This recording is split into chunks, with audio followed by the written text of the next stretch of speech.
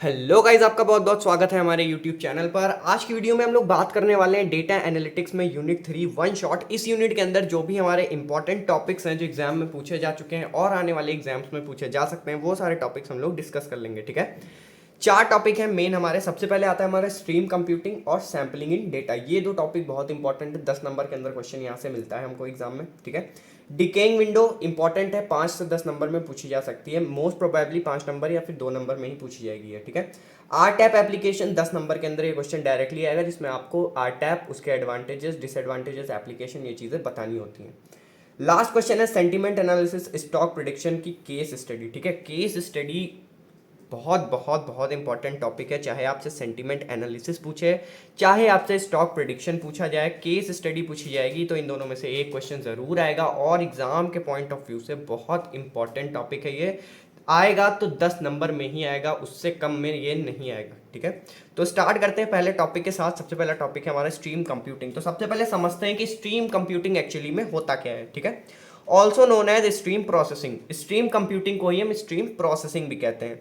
It involves the continuous processing of data streams in real time. मतलब कि जो continuous streams generate हो रही हैं डेटा की। ठीक है, स्ट्रीम का मतलब होता है फ्लो। ठीक है, जैसे कि अगर हम लोग रिवर्स के टर्म में बात करें तो रिवर स्ट्रीम्स क्या होती हैं, यानी कि बड़ी सी नदी है जिसमें पानी कंटिन्यूअसली बह रहा है। ठीक है, वो जो पानी कंटिन्यूअसली बह रहा है, उस पानी की जगह अगर हम डेटा डाल दें तो वो हो जाती है हमारी डेटा की स्ट्रीम, वाटर स्ट्रीम की तरह डेटा स्ट्रीम। ठीक है, तो जो डेटा स्ट्रीम है उसी की प्रोसेसिंग करना ही हमारा क्या होता है, स्ट्रीम प्रोसेसिंग या स्ट्रीम कंप्यूटिंग।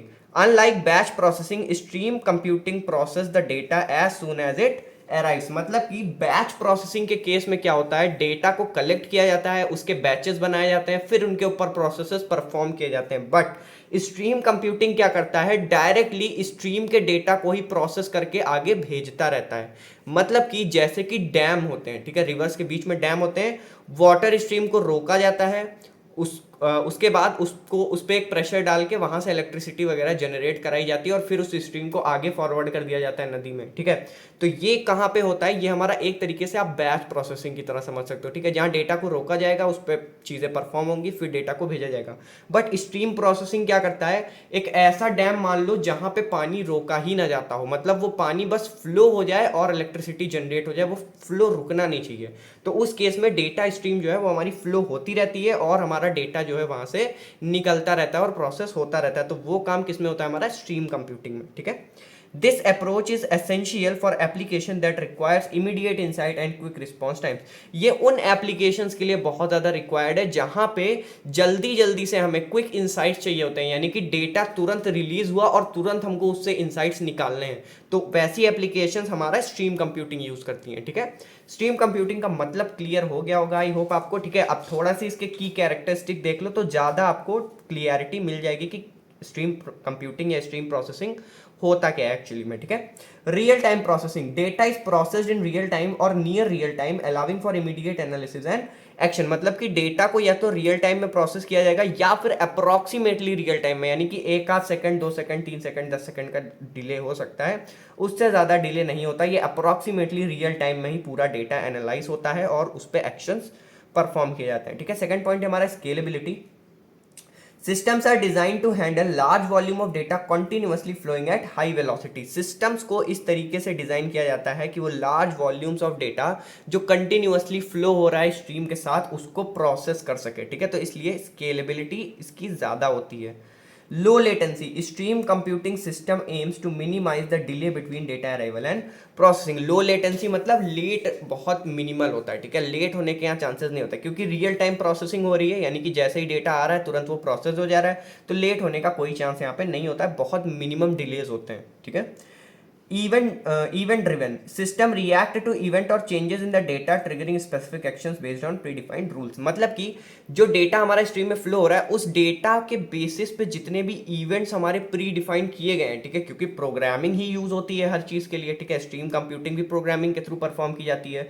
तो अगर उन प्री डिफाइंड इवेंट्स के अकॉर्डिंग डेटा एक्ट कर रहा है तो उस पर उन्हीं डिफाइंड एक्शंस को परफॉर्म किया जाता है। ठीक है, तो इवेंट ड्रिवन होते हैं हमारे। Next, technologies used. अब हमारी स्ट्रीम कंप्यूटिंग में कौन कौन सी टेक्नोलॉजीज यूज्ड होती हैं। ठीक है, अपाचे, काफका, अपाचे से काफका हमारी यूज होती है स्ट्रीम कंप्यूटिंग के लिए, फ्लिंक यूज होती है, और अपाचे स्टॉर्म यूज होता है हमारा स्ट्रीम कंप्यूटिंग या स्ट्रीम प्रोसेसिंग के लिए। इसके अलावा भी कई सारी टेक्नोलॉजीज हैं, बट 3 मेन टेक्नोलॉजी जो अपाचे प्रोवाइड करता है वो यहाँ पे मैंने मेंशन कर दी है। ठीक है, तो आगे बढ़ते हैं और यहाँ बात करते हैं एप्लीकेशंस की। तो फ्रॉड डिटेक्शन में IoT application, social media, sentiment analytics, telecommunication, stock analysis, इन सब में हमारा यूज होता है स्ट्रीम कंप्यूटिंग का। देखो यार, जहां जहां पे बिग डेटा का एप्लीकेशन है, जहां जहां पे डेटा एनालिसिस का एप्लीकेशन है, वहां वहां पे हमारा स्ट्रीम प्रोसेसिंग और स्ट्रीम कंप्यूटिंग का भी एप्लीकेशन। ठीक है, तो इसमें एप्लीकेशंस में आप चाहे जो टॉपिक आपसे पूछा जाए उसमें आप एप्लीकेशंस में मेंशन कर सकते हो। कहीं ना कहीं आईओटी डिवाइसेस हर जगह एप्लीकेबल हैं, सोशल मीडिया हर जगह एप्लीकेबल है, sentiment analysis, stock analysis, fraud detection, ये सारी चीजें हर जगह पे आप एप्लीकेशंस में राइट कर सकते हो। ठीक है, आगे बढ़ते हैं सैम्पलिंग इन डेटा स्ट्रीम। बस ये है कि अगर आपको आंसर की लेंथ बढ़ानी होगी और आप इनकी डिटेल लिखोगे तो डिटेल आपको टॉपिक के अकॉर्डिंग लिखनी पड़ेगी। ठीक है, डेटा एनालिसिस के अंदर अगर आप लिख रहे हो कि फ्रॉड डिटेक्शन में कैसे यूज होता है डेटा एनालिसिस हमारा, तो वही चीज एक्सप्लेन करना, वहां पे ये मत बताना कि बिग डेटा की वजह से यहाँ पे यूज हो रहा है। ठीक है, वहां पे डेटा एनालिसिस कैसे यूज हो रहा है बस वही बताना है। ठीक, तो एक्सप्लेन करोगे तो ध्यान रखना ये चीज। बाकी आगे बढ़ते हैं, sampling in data stream. Sampling refers to the technique of selecting a subset of data from a continuous stream. Sampling का मतलब है अब उस स्ट्रीम से एक सैंपल को निकाल लेना। ठीक है, मतलब पूरी नदी बह रही है और हमने उससे क्या किया, 500 लीटर पानी एक बीच में से कहीं से निकाल लिया, ये चेक करने के लिए कि ये पानी कैसा है, इसमें क्या क्या मिनरल्स हैं, कैसे ये क्या यूटिलाइज हो सकता है ये। ठीक है, तो वो सारी चीजें देखने के लिए हम क्या करते हैं, पूरी डेटा स्ट्रीम से सैंपल्स को कलेक्ट करते हैं, वही होता है हमारा सैम्पलिंग इन डेटा स्ट्रीम। ठीक है, this helps in handling and analysing large volumes of data when it is impossible to process every single data point.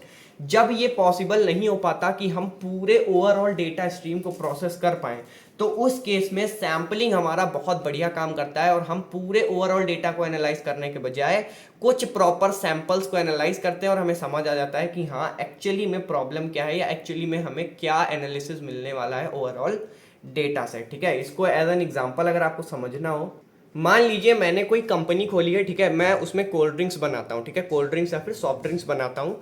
अब अगर मैंने पूरे ओवरऑल, अब उसमें बहुत ज़्यादा अमाउंट ऑफ कोल्ड ड्रिंक एक बार में बन रही होगी। ठीक है, मान लो 500 लीटर या 1000 लीटर या 10,000 लीटर कोल्ड ड्रिंक बन रही है एक दिन में। ठीक है, तो अगर हमें एनालाइज करना है कि इसमें कितना केमिकल है, क्या इसमें इंग्रेडिएंट है, वो चीज़ें एनालाइज करनी है, वो चीज़ें पता करनी है, तो हम कैसे करेंगे, हम उस पर्टिकुलर पूरे ओवरऑल 10,000 लीटर को तो नहीं एनालाइज करेंगे ले जाके, हम उसमें से एक सैंपल लेंगे, मान लो 1 लीटर ले लिया हमने। ठीक है, फिर उसके ऊपर हमने अलग अलग तरह की टेस्ट अप्लाई किया और अलग अलग तरह से हमने उसमें चेक किया कि हाँ कोई दिक्कत तो नहीं है, प्रॉपर है या नहीं है, क्या चीज़ें इसमें पड़ी हुई हैं। ठीक है, तो वो होता है हमारा सैम्पलिंग का तरीका। ठीक है, तो आई होप आपको सैम्पलिंग का मतलब तो क्लियर हो गया होगा। ठीक है, टाइप्स ऑफ सैम्पलिंग, हमारे पास यहाँ पे 7 अलग अलग सैम्पलिंग लिखी हुई हैं जो सैम्पलिंग के टाइप्स होते हैं हमारे डेटा स्ट्रीम के अंदर। ठीक है, इसको एग्जांपल की तरह समझोगे, जो भी मैं बताऊंगा एग्जांपल अलग से उसको लिख के मत आना वहाँ पे। ठीक है, जैसे कोल्ड ड्रिंक वाला था, इसको वहाँ पे मत लिखना, ये आपके समझने के लिए खाली। ठीक है, टाइप्स की बात करें तो रैंडम सैम्पलिंग,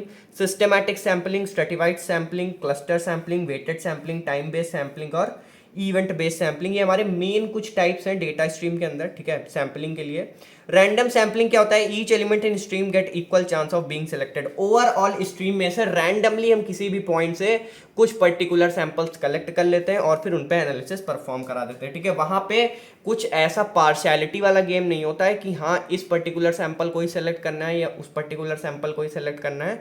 वहां पे रैंडमली होता है, यानी कि सबके इक्वल चांस होते हैं हर एक सैंपल के सेलेक्ट होने के। ठीक है, systematic sampling, selecting every nth element from the data stream. मतलब मान लो कि नदी ही है हमारी और उसमें पानी बह रहा है। ठीक है, तो हमने क्या डिसाइड किया, हमने डिसाइड किया कि हम अभी पानी पिक करेंगे। ठीक है, फिर जब 10 सेकंड बाद हम दोबारा पिक करेंगे, वो तो खैर टाइम में आ जाएगा, बट नदी के टर्म्स में अगर बात ना करें, डायरेक्टली डेटा के टर्म्स में बात करें तो क्या होता है, यहाँ पे nth एलिमेंट पिक किया जाता है स्ट्रीम का। ठीक है, मान लो एक स्ट्रीम है 0 1 1 0 0 0 ऐसे करके पूरी बाइनरी स्ट्रीम है। ठीक है, तो पहला एलिमेंट लिया, फिर तीसरा एलिमेंट लिया, फिर 6th एलिमेंट लिया, मतलब एक डिसाइड हो गया ना कि इतने एलिमेंट्स निकल जाएंगे, उसके बाद में अगला एलिमेंट हमें उठाना है। ठीक है, तो वो चीज़ क्या होती है, सिस्टमैटिक सैम्पलिंग। एक सिस्टम में डेटा को सैंपल के लिए लिया जाता है। ठीक है, फिर आता है हमारा stratified sampling, dividing streams into strata और groups and sampling from each stratum. मतलब कि पूरे ओवरऑल जो हमारी स्ट्रीम है उसको अलग अलग स्ट्रेटम में डिवाइड कर दो, ठीक है, अलग अलग ग्रुप्स में डिवाइड कर दो,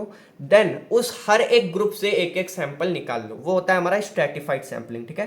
cluster sampling, dividing stream into clusters then randomly selecting entire cluster for sampling, मतलब कि पूरे ओवरऑल हमारी स्ट्रीम को अलग अलग क्लस्टर्स में डिवाइड कर दो, ठीक है, और फिर पूरा कोई एक क्लस्टर उठा लो और उसका सैंपल ले लो। मतलब दोनों में देखो डिफरेंस बहुत माइन्यूट सा है, समझ लेना क्या होता है। स्ट्रैटिफाइड में ग्रुप्स में डिवाइड होता है, क्लस्टर में भी ग्रुप्स में या क्लस्टर्स में डिवाइड होता है, ठीक है, ओवरऑल स्ट्रीम। यहाँ क्या होता है, यहाँ हर एक ग्रुप से कुछ सैंपल कलेक्ट किया जाता है और यहाँ किसी एक क्लस्टर को पूरा एंटायरली ले लिया जाता है और उसको एनालाइज कर लिया जाता है, ठीक है, समझ में आ गया difference.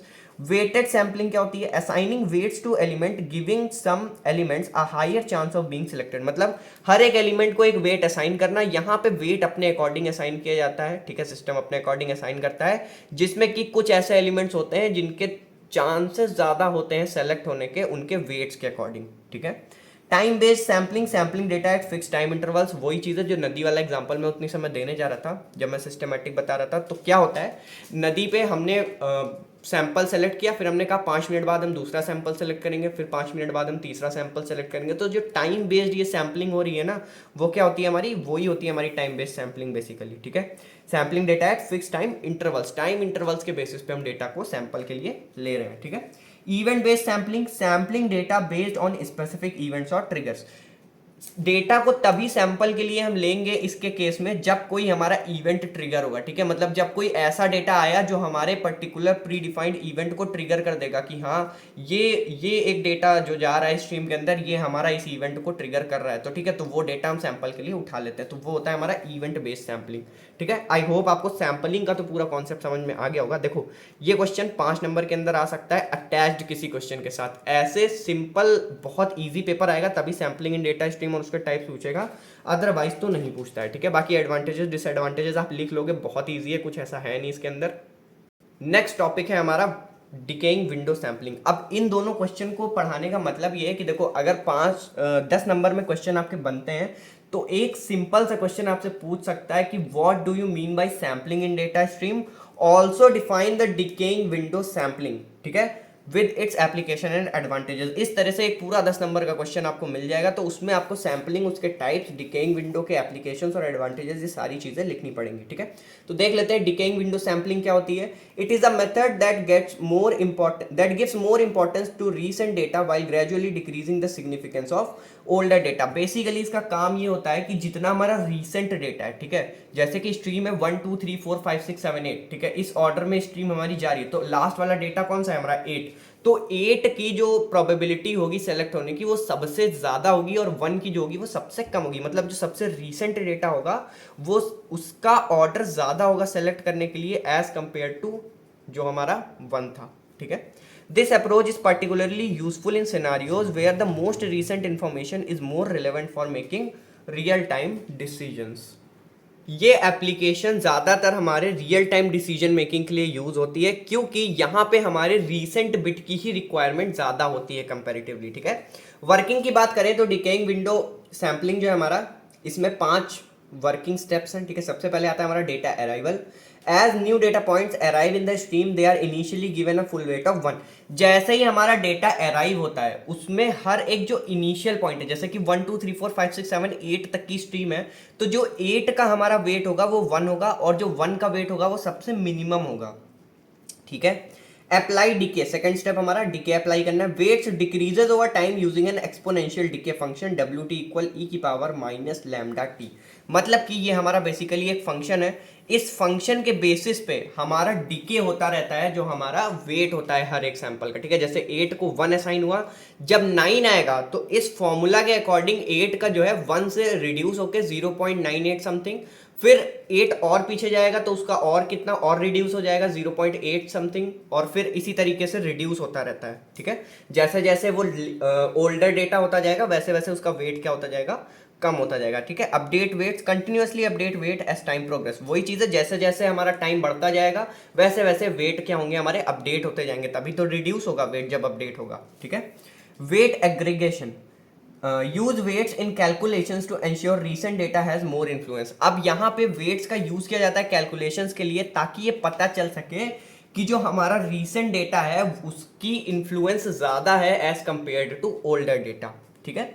Data expiry discards data point with weights below a threshold. अब देखो ये ऑप्शनल होता है। क्यों ऑप्शनल होता है? क्योंकि कभी कभी स्ट्रीम्स में ऐसा होता है डिकेइंग विंडो के अंदर बेसिकली कि हमारे वेट रिड्यूस होते रहते हैं जब तक वो प्रॉपरली जीरो होके डिमिनिश ना हो जाए। ठीक है। या फिर यहाँ पे जो डेटा एक्सपायरी का गेम है वो ये बताता है कि एक पर्टिकुलर थ्रेशोल्ड जैसे कि 0.5 से कम अगर वेट होता है तो उस केस में डिस्कार्ड कर दिया जाए डेटा को। ठीक है।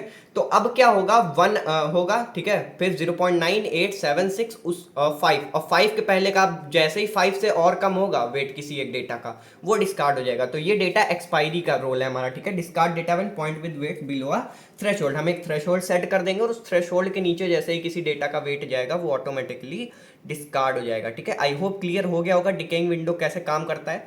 ठीक है। आगे बढ़ते हैं।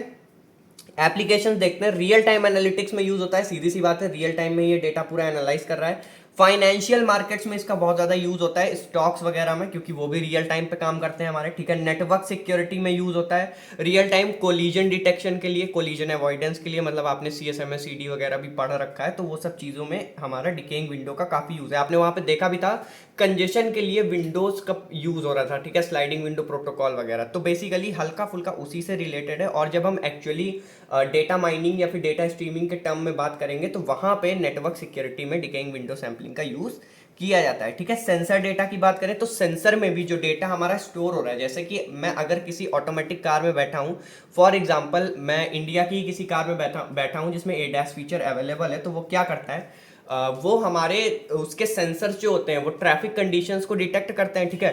अब ट्रैफिक कंडीशंस जो हमारी रियल टाइम में है उसी पे एनालिसिस करके अगर हमारा इंजन परफॉर्म करेगा, हमारी गाड़ी की स्टीयरिंग मूव करेगी, तभी तो हम सेफली ड्राइवर सीट पे बैठ पाएंगे। ठीक है। अगर वो हमारा ओल्डर डेटा के बेसिस पे काम कर रहा है, अब कोई कार आ रही है पीछे से वो ओवरटेक कर रही है, ठीक है, और ओल्डर डेटा पे काम कर रहा है, तो क्या होगा भाई? एक्सीडेंट हो जाएगा, सीधी बात है। ठीक है। अगर वही रीसेंट डेटा पे काम हो रहा है, उसको पता चल रहा है तुरंत वो एनालाइज कर ले रहा है कि हाँ यहाँ पे कार ओवरटेक कर रही है, हमको इंडिकेटर देके साइड होना है, तो वो तुरंत रियल टाइम में परफॉर्म करेगी और एक्सीडेंट अवॉइड हो जाएगा। तो ये सब चीजें होती हैं हमारे सेंसर डेटा जितने भी होते हैं। ये तो एग्जांपल था। तो सेंसर डेटा में भी हमारे रियल टाइम एनालिसिस की रिक्वायरमेंट होती है, तो वहां पे भी डिकोइंग विंडो सैम्पलिंग हमारी काम करती है। एडवांटेजेस की बात करें तो रेलेवेंस, एफिशिएंसी और अडेप्टेबिलिटी, ये तीन मेन एडवांटेजेस हैं डिकेइंग विंडो सैम्पलिंग के। रिलेवेंस यानी कि focus on most relevant data, जितना हमारा मोस्ट रिलेवेंट या फिर मोस्ट रीसेंट डेटा होता है उसी पे फोकस करती है। ठीक है। Efficiency reduces computational burden bye down waiting older data. अब ओल्डर डेटा का वेट जो है वो कम होता रहता है, तो जिससे कि हमारी कंप्यूटेशनल बर्डन कम हो जाती है। ठीक है। इसलिए ज्यादा एफिशिएंट होती है ये। अडेप्टेबिलिटी की बात करें तो quickly adapt with changes in data pattern. अब क्योंकि रियल टाइम पे काम कर रहा है तो ये तो क्रूशियल है कि हमारा जो भी डेटा में चेंज हो रहा है, इन्वायरमेंट में चेंज हो रहा है, उन चीजों को जल्दी से ये अडेप्ट कर सके, नहीं तो काम नहीं बनेगा। सेंसर वाले केस में ये फेलियर हो जाएगा। ठीक है। सो इस वजह से ये क्विकली डेटा पैटर्न्स को आप कह सकते हो अडेप्ट कर पाते हैं, इसलिए डिकेइंग विंडो सैम्पलिंग अपनी अडेप्टेबिलिटी भी काफी अच्छी है इसकी। सो आई होप ये चीजें आपको क्लियर हो गई होंगी। ठीक है। आगे बढ़ते हैं नेक्स्ट टॉपिक की तरफ। सो नेक्स्ट टॉपिक है हमारा आरटैप एप्लीकेशंस। ठीक है। आरटैप एप्लीकेशंस क्या होती हैं? Real time analytic processing application. नाम याद रखना, एग्जाम में आ सकता है ये। 2, 5, 10 तीनों रेंजेस में ये क्वेश्चन पूछा जा सकता है। ठीक है।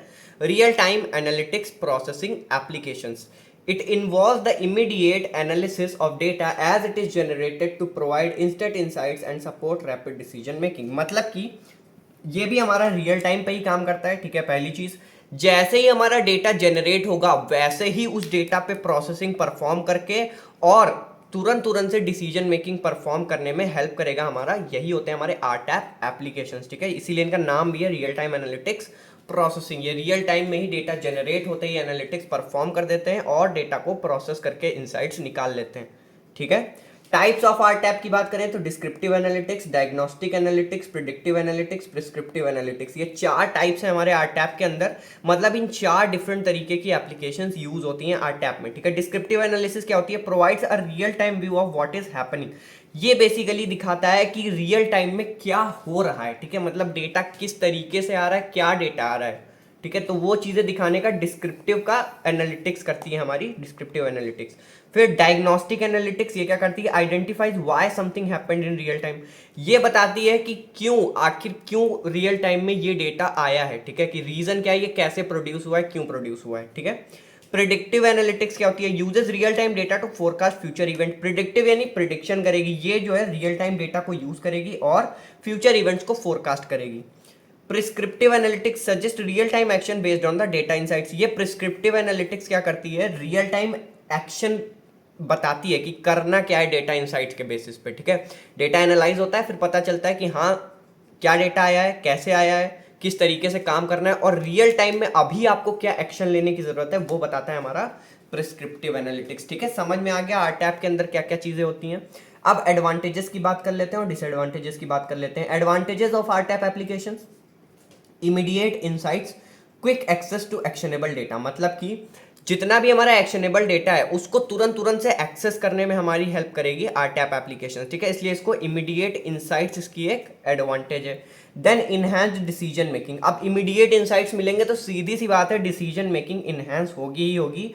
Faster and more informed decision, क्योंकि इन्फॉर्म्ड डिसीजन ले पाएंगे, तुरंत तुरंत से हम डेटा को एक्सेस कर पाएंगे, उसको एनालाइज कर पाएंगे और उसके बेसिस पे डिसीजंस मेक कर पाएंगे, ठीक है, तो इस वजह से इनहैंस हो जाती है हमारी डिसीजन मेकिंग। नेक्स्ट आता है operational efficiency, streamlined operations and reduced down times, मतलब कि जो हमारे ऑपरेशंस हैं वो बेसिकली एक फ्लो में होते रहते हैं, ठीक है, और जो डाउन टाइम्स होते हैं वो आरटैप के अंदर काफी ज्यादा कम होते हैं, इस वजह से इसकी ऑपरेशनल एफिशिएंसी काफी ज्यादा हाई होती है, ठीक है। Improved customer experience, personalised and timely interaction, ठीक है। अब देखो वही चीज आ गई पर्सनलाइज्ड वाली, यानी कि जैसे कि मैंने अगर कोई नया फोन लेना है मुझे, ठीक है, मैंने सर्च किया, अब वो क्या आरटैप एप्लीकेशंस क्या करेंगी, रियल टाइम में जैसे मैं सर्च करूंगा वैसे ही ये उस डेटा को एक्सेस करेंगी, ठीक है, और जो ब्रांड प्रमोट करना चाहते हैं अपने मोबाइल फोन्स को, ठीक है, उनके पास वो डेटा पहुंचाएगी, ठीक है, उनसे बताएगी कि अभी आपको करना क्या है, एक्शनेबल, ठीक है, प्रिस्क्रिप्टिव एनालिटिक्स वहां काम करेगा, ठीक है, बताएगी। अब वो क्या करेंगे, वो उसी की हेल्प से मेरे अलग अलग प्लेटफॉर्म पे, चाहे मैं इंस्टाग्राम पे हूँ, चाहे मैं लिंक्डइन पे हूँ, या फिर मैं किसी भी सोशल मीडिया प्लेटफॉर्म पे जाता हूँ, तो वहां पे मुझे एड्स शो करना शुरू करेगा उसी पर्टिकुलर मोबाइल फोन के जो मैं सर्च किया था, ठीक है। तो ये काम होता है हमारा पर्सनलाइज्ड कस्टमर एक्सपीरियंस का, ठीक है, याद रखना, इंप्रूव्ड कस्टमर एक्सपीरियंस, इससे क्या होगा, मेरा कस्टमर एक्सपीरियंस बेसिकली इंप्रूव होगा। और competitive advantages, staying ahead of market trends and competitors, मतलब कि जितनी जल्दी आप एनालाइज कर सकोगे चीजों को, ये चीज मैंने रियल टाइम एप्लीकेशंस में भी बताई थी, जितनी जल्दी आप चीजों को एनालाइज कर सकोगे मार्केट के कंपटीशन से आप उतना ज्यादा आगे रहोगे, ठीक है।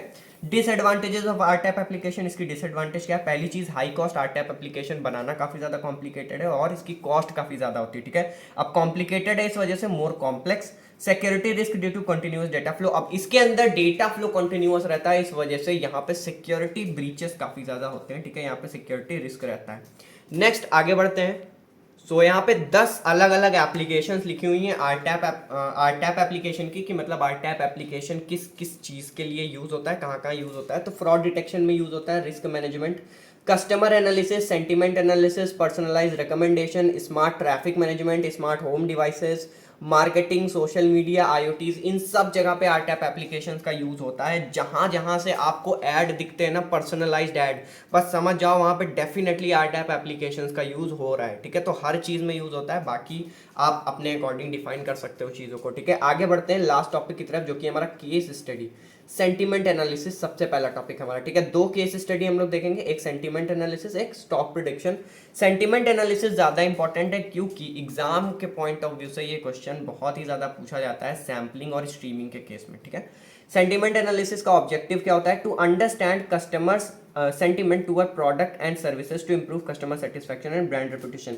अब केस स्टडी है तो मान लो एक केस लेते हैं, ठीक है, कि एक कोई कंपनी है जो क्या चाहती है कि उसके कस्टमर के सेंटीमेंट्स उसको समझ में आए, उसके प्रोडक्ट्स को लेके क्या है। जैसे कि मैं एक कंपनी का ओनर हूं और मैं ये चाहता हूं कि मेरी कंपनी कैसे प्रोडक्ट बना रही है, मैं एनालाइज कर सकूं मेरे कस्टमर के सेंटीमेंट्स किस तरीके से जुड़े हुए हैं, क्या सेंटीमेंट है उनके, किस तरीके से उनका फीडबैक है मेरे प्रोडक्ट्स के ऊपर, वो चीज़ें मैं एनालाइज कर सकूं, और जिससे मैं क्या करूंगा, जिससे मैं अपने कंपनी की रेपुटेशन इंक्रीज कर पाऊंगा और उनका सेटिस्फैक्शन इंक्रीज कर पाऊंगा अपने प्रोडक्ट्स को इंप्रूव करके। ठीक, समझ आ गई बात कि मेरा ऑब्जेक्टिव क्या है, ठीक है। आगे बढ़ते हैं। अब अप्रोच क्या होगी मेरी, ठीक है। सबसे पहली अप्रोच होगी data collection, collect real time customer reviews from the companies website and product feedbacks, ठीक है, मतलब कि रियल टाइम कस्टमर रिव्यू अब मुझको लेना है, ठीक है, कि क्या क्या मेरी कंपनी की, जैसे कि मैं गया मेरी वेबसाइट पे जितने भी रिव्यूज़ आए हुए हैं, ठीक है, वो सारे रिव्यूज़ मैंने एक्सेस किए।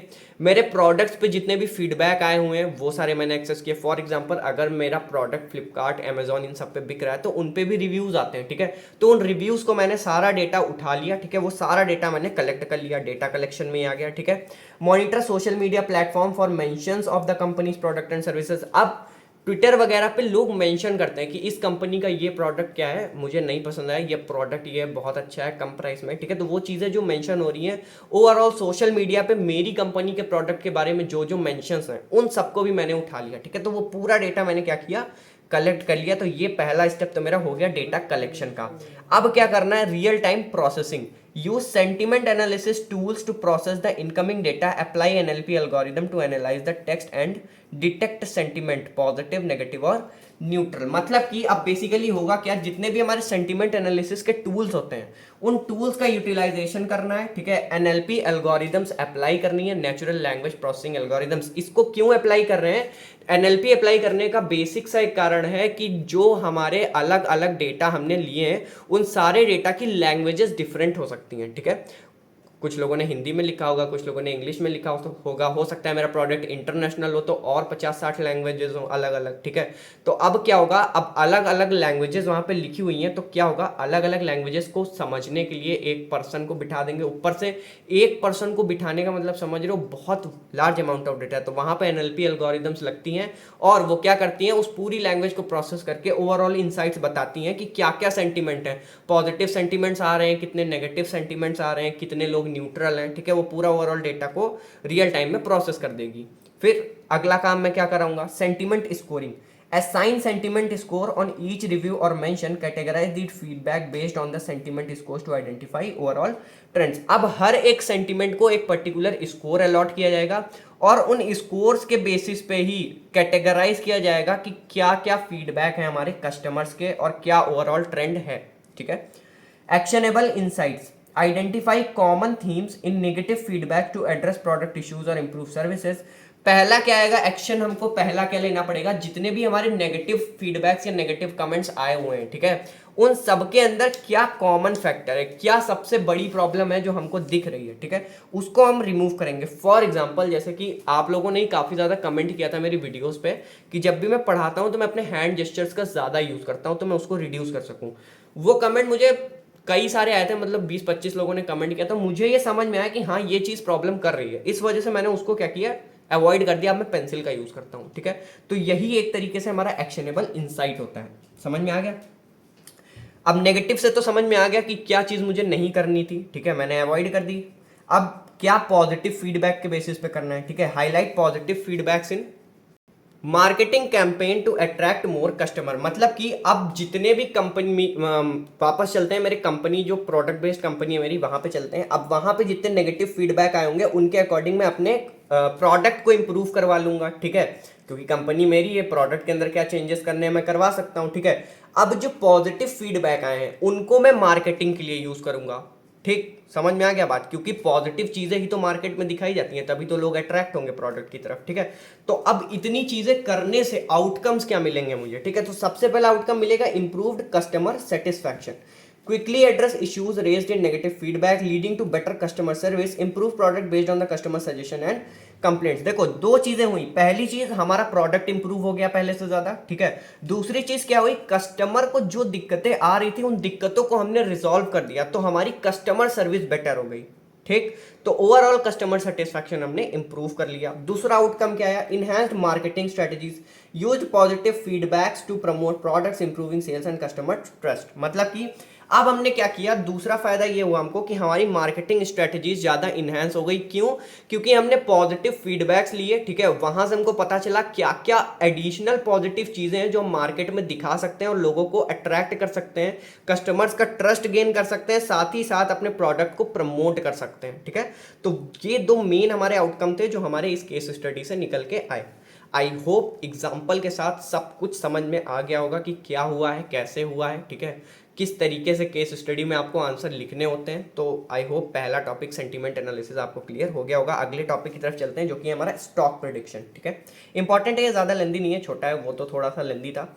स्टॉक प्रेडिक्शंस के केस में मान लेते हैं to predict stock price movement to make informed investment and maximise returns. मतलब कि अब मैं चाहता हूं कि मैं स्टॉक प्राइसेस को प्रेडिक्ट करूं, सॉरी स्टॉक प्राइसेस में जो मूवमेंट्स हो रहे हैं, जो फ्लक्चुएशंस हो रहे हैं, उनको मैं प्रेडिक्ट करूं। देखो मैं एक चीज़ बता दूं, जिन लोगों को बिल्कुल भी स्टॉक मार्केट में कोई इंटरेस्ट नहीं है, जिन्होंने शुरू से आज तक कभी स्टॉक मार्केट के बारे में सुना नहीं है, उनको चीज़ें समझने में थोड़ा थोड़ा सा प्रॉब्लम हो सकता है। बट देखो पढ़ो, मैं ट्राई करूंगा कि अच्छे से समझ में आ जाए। अगर नहीं आता है तो कमेंट सेक्शन में बता देना, मैं स्टॉक मार्केट प्रेडिक्शंस पे एक स्पेसिफिक शॉर्ट भी बना के अपलोड कर दूंगा, सो दैट आपको क्लियरली चीज़ें क्लियर हो जाए। अगर नहीं समझ आता है तो बताना, क्योंकि टाइम नहीं है ज़्यादा, ठीक है। तो आगे बढ़ते हैं। देखो समझो क्या है बेसिकली स्टॉक प्राइसेस जो होते हैं हमारे स्टॉक मार्केट के अंदर, इतना तो सबको पता होगा कि वो प्राइसेस डेफिनेट नहीं रहते हैं, वो सेम नहीं रहते हैं, वो चेंज होते रहते हैं, ठीक है।